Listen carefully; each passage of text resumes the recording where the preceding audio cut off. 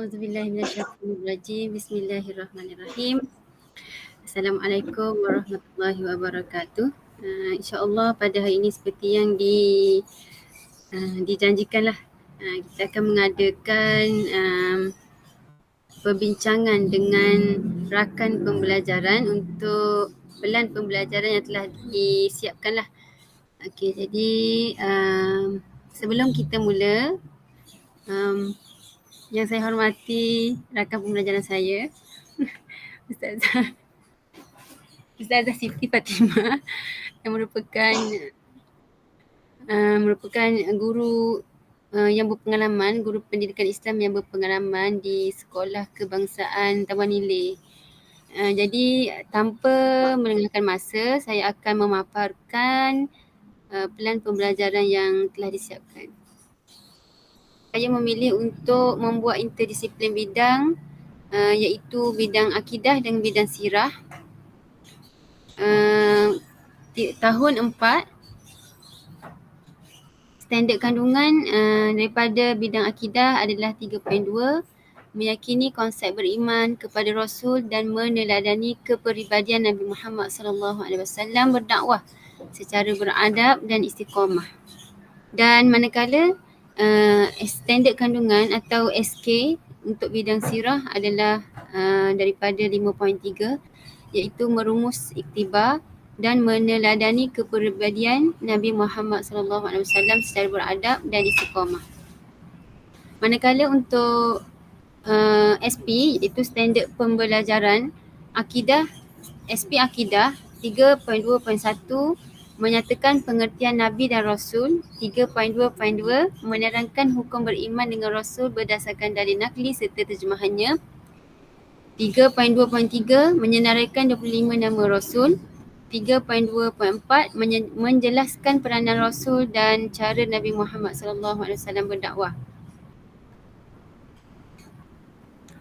Dan manakala untuk SP Sirah 5.3.1 menyatakan maksud dakwah.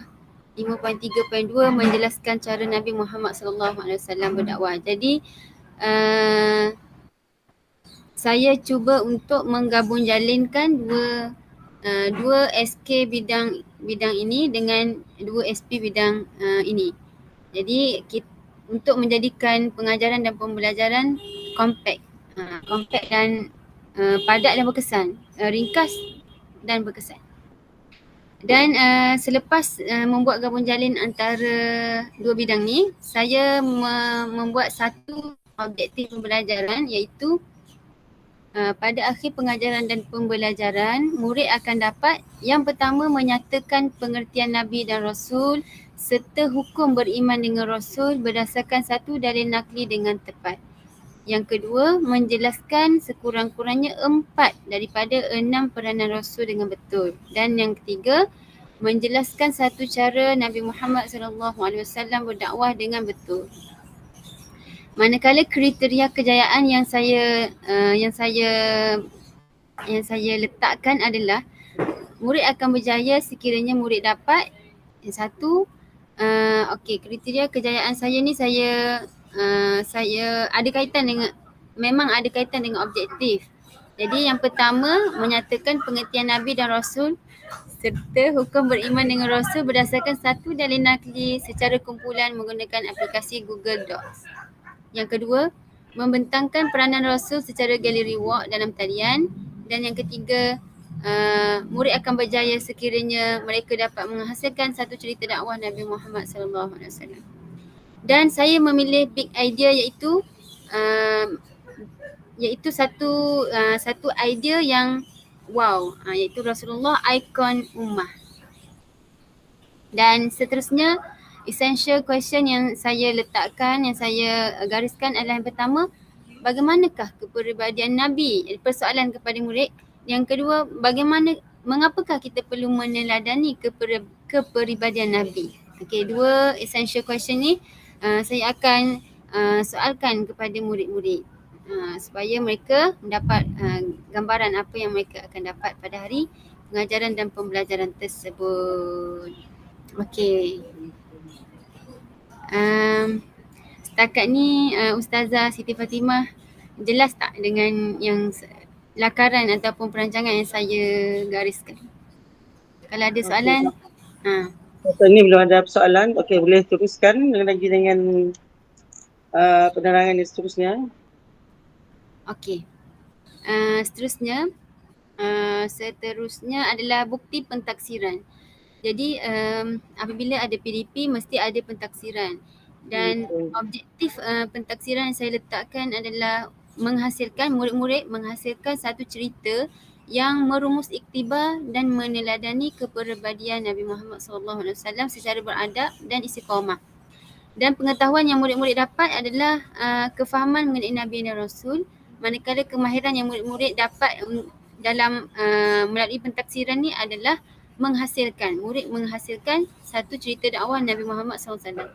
Jadi bukti pentaksiran pada PDP saya, PDP PAI yang interdisiplin bidang ni adalah murid menghasilkan satu cerita dakwah Nabi Muhammad SAW.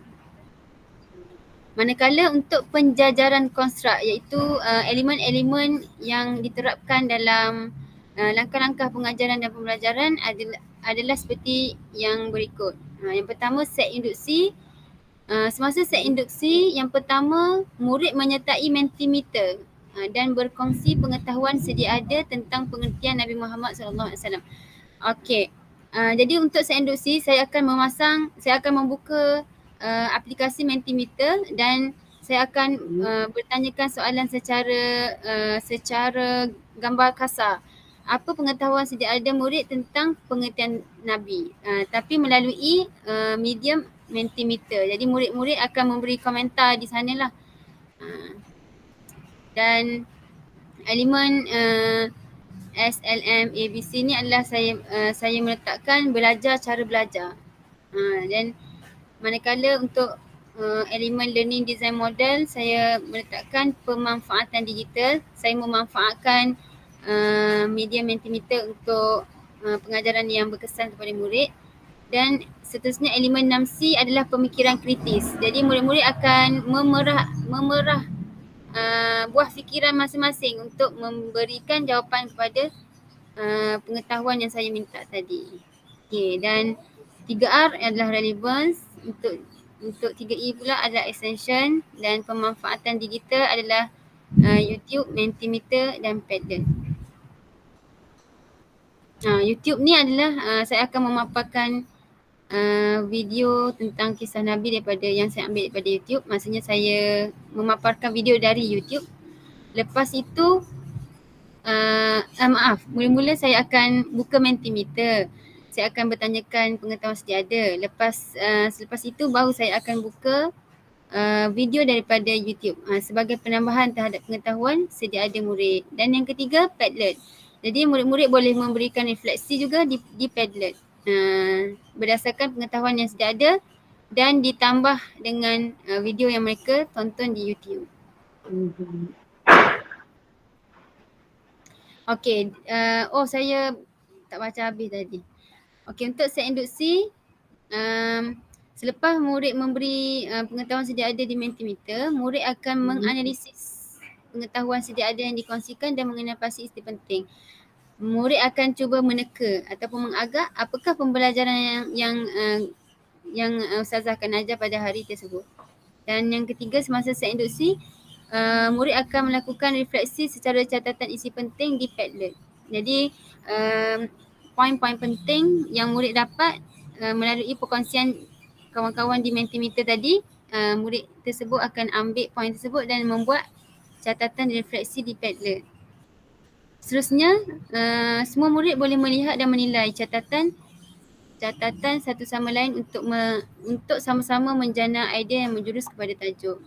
Selepas perkongsian pengetahuan sedia ada di Mentimeter, kemudian murid akan berkongsi melihat video YouTube, dan yang ketiga murid akan berkongsi refleksi di catatan Padlet. Dan aktiviti ini akan memberi manfaat kepada satu sama lain dalam perkongsian idea. Okey, Ustazah saya teruskan Okey, boleh. Okey, sebabkan masa sangat mencemburi kita. Okey, seterusnya langkah pertama hingga langkah ketiga. Saya merancang 3 langkah pengajaran. Yang pertama, pengajaran saya akan bermula selepas saya induksi. Seterusnya langkah pertama adalah murid menonton tayangan video di TikTok yang disediakan oleh guru. Jadi saya telah menyediakan video-video di TikTok, video daripada TikTok dan akan membuat tayangan video kepada murid. Dan seterusnya selepas murid ditayangkan video dari TikTok tadi, murid membuat catatan isi penting di Jamboard secara kerjasama dalam kumpulan. Okey, saya akan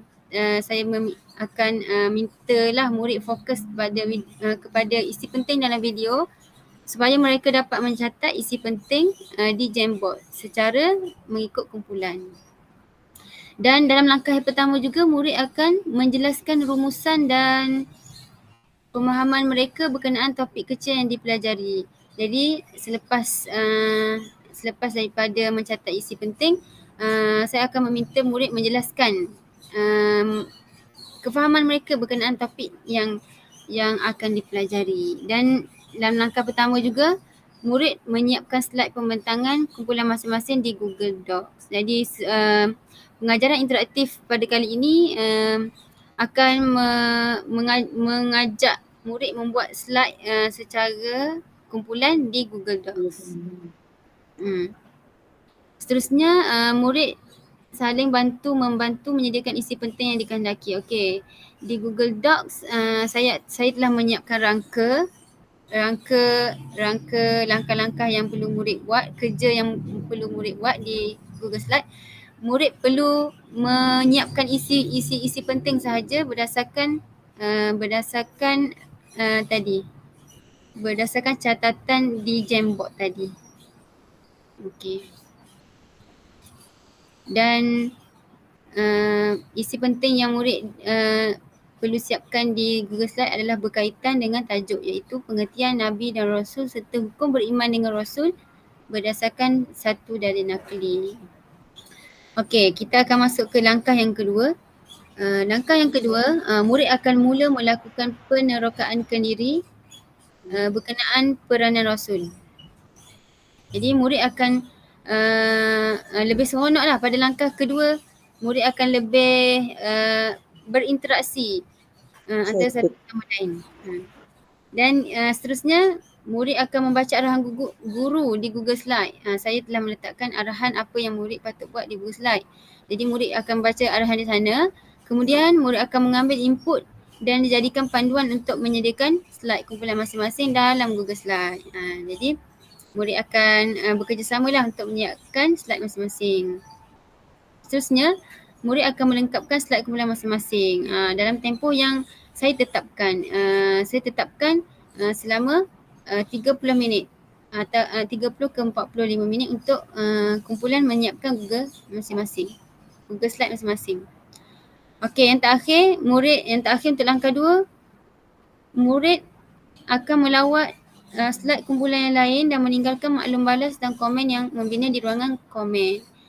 Jadi selepas murid menyiapkan Google Slide masing-masing selepas 30 ke 45 minit, jadi di sana akan berlaku gallery walk. Murid-murid akan melawat slide kumpulan yang lain dan akan meninggalkan maklum balas dan komen yang membina terhadap kumpulan tersebut untuk menambah baik lagi isi-isi penting daripada slide kumpulan yang lain.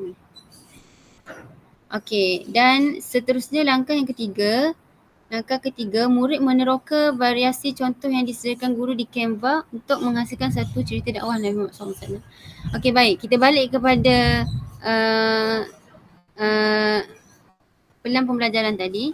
Langkah yang ketiga adalah pentaksiran. Jadi pentaksiran di sini saya meletakkan menghasilkan. Jadi saya memilih untuk meminta murid menghasilkan satu cerita dakwah Nabi Muhammad SAW. Jadi murid akan lihat dahulu contoh yang disediakan oleh guru di Canva dan mereka akan belajar daripada contoh tersebut. Kemudian murid akan merujuk catatan-catatan pelajaran tadi yang sebelum-sebelum ini pada langkah 1 dan langkah 2. Murid akan merujuk kembali catatan yang telah mereka catat di Padlet pada langkah pengajaran yang sebelumnya. Kemudian murid dapat mengambil manfaat dengan perkongsian catatan daripada kawan-kawan lain. Aplikasi Padlet dan Jamboard tadi membolehkan murid-murid tadi mengingat kembali catatan dan isi poin penting supaya mereka dapat ambil isi tersebut untuk dijadikan, untuk menghasilkan satu cerita Nabi Muhammad SAW. Dan secara tak langsung murid akan seronok apabila melihat pelbagai input yang dikongsikan dan mereka akan bersemangat untuk menghasilkan satu buku cerita yang kreatif dan menarik. Apabila mereka dapat melihat hasil kerja, hasil catatan daripada murid-murid yang lain, jadi mereka akan seronok dan akan bersemangat untuk menghasilkan satu cerita Rasulullah SAW yang kreatif dan menarik. Okey. Jadi elemen-elemen yang saya letak di sini adalah seperti yang dipaparkan lah. Belajar cara belajar, persekitaran pembelajaran, kolaboratif. Maksudnya elemen ini saya terapkan dalam langkah-langkah, dalam setiap langkah. Dalam setiap langkah, satu ada elemen dan dua ada elemen-elemen tersendiri dan tiga ada elemen-elemen tersendiri seperti yang saya paparkan di skrin. Okay.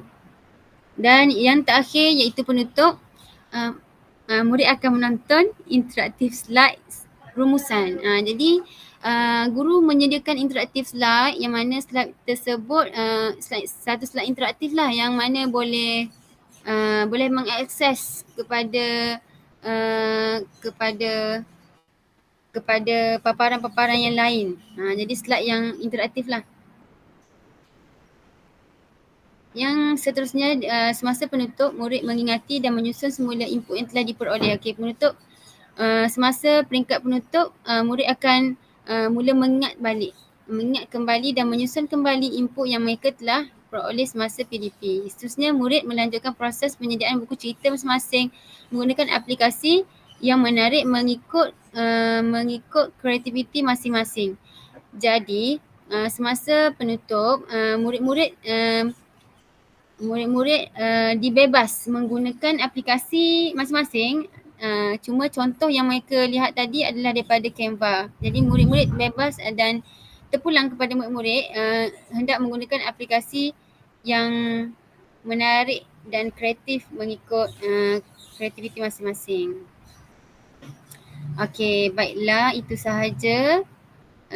Itu sahaja pembentangan tentang PDP, tentang PPV, Pelan Pembelajaran Bermakna untuk subjek pendidikan Islam yang merangkumi dua bidang, iaitu akidah dengan sirah. Jadi pada pendapat Ustazah,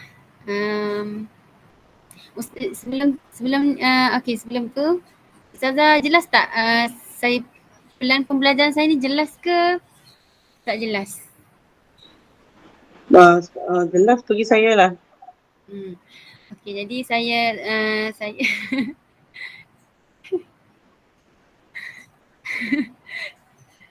okey, saya buka kepada pandangan, cadangan dan buah fikiran lah supaya dapat menghasilkan pelan pembelajaran bermakna yang lebih baik kepada murid. Jadi saya paparkan balik yang daripada atas. Saya pilih akidah dan sirah. Sebab apa? Sebab akidah ni mempunyai kaitan dengan sirah. Jadi dalam akidah ada cerita tentang Rasul, beriman kepada Rasul. Jadi sirah ada cerita tentang Nabi Muhammad SAW. Jadi itulah yang membuat saya terfikir untuk menggabung jalinkan dua bidang ini supaya pembelajaran menjadi bermakna, menjadi pembelajaran bermakna. Okey. Manakala SKP dengan SK ni saya ambil je daripada SKP. Saya tidak buat perubahan apa-apa. Dan saya cuma membina objektif pembelajaran sahaja dan saya menghasilkan 3 objektif. Jadi murid akan dapat ni lah pengertian Nabi dan Rasul. Dan murid dapat menjelaskan 4 daripada peranan Rasul dan juga murid dapat menjelaskan cara Nabi Muhammad SAW berdakwah. Okey, itu sahaja pada hari ini. Ustazah ada apa-apa untuk ditambah? Okey, kalau Bismillahirrahmanirrahim.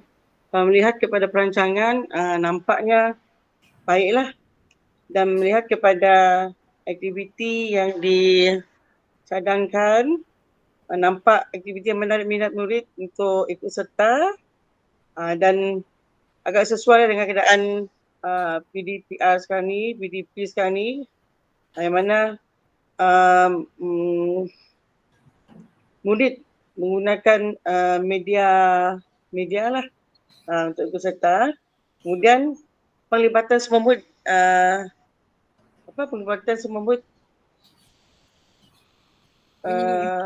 menyeluruh.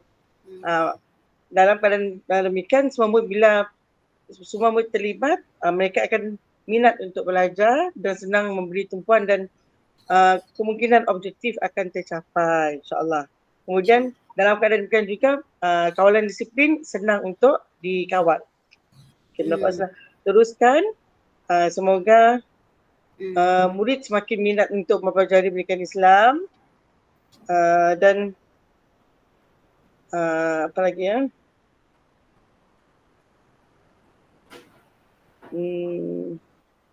Semoga perancangan tu berjaya lah, insyaAllah. InsyaAllah.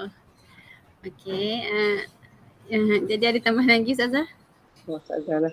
Ada. Good luck lah, semoga berjaya. Ini first time saya buat untuk pilihan pembelajaran ni. Jadi jadi kita akan tengoklah nanti hasil kepada murid.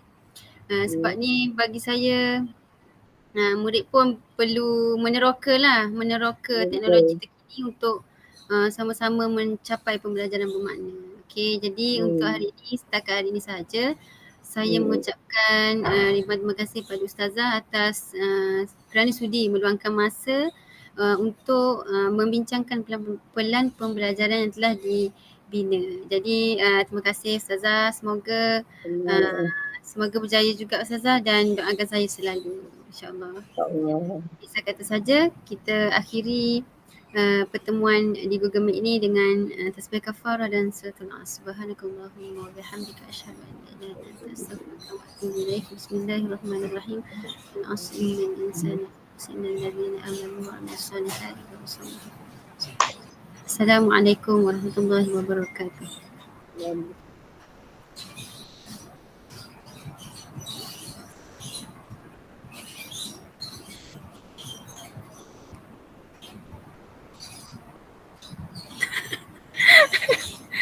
Aduh.